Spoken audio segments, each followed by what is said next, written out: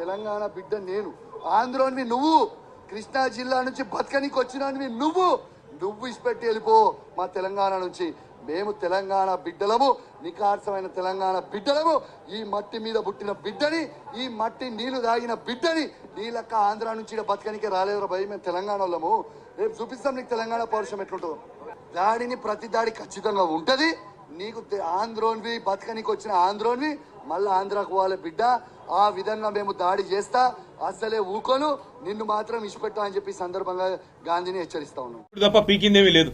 కనీసం హైదరాబాద్ లో శాంతి భద్రతలను కంట్రోల్ చేయలేని దౌర్భాగ్యపు ముఖ్యమంత్రి ఇవాళ ఒక ఎమ్మెల్యే ఇంటి మీదికి మాత్రం గూండాలను పోలీసులు ఎస్కాటించి పంపిన ఒక దౌర్భాగ్యపు చరిత్రహీన ముఖ్యమంత్రిగా రేవంత్ రెడ్డి మిగిలిపోతాడు. నేను అడుగుతా ఉన్నా మా కౌశిక్ రెడ్డి అడిగిన ప్రశ్ననే, ఏ పార్టీలో ఉన్నావు గాంధీ? అసలు మీ 10 మంది ఎమ్మెల్యేలు ఎవడైతే పార్టీ మారినరో, ఎవరి ఇంటింటికైతే పోయి ముఖ్యమంత్రి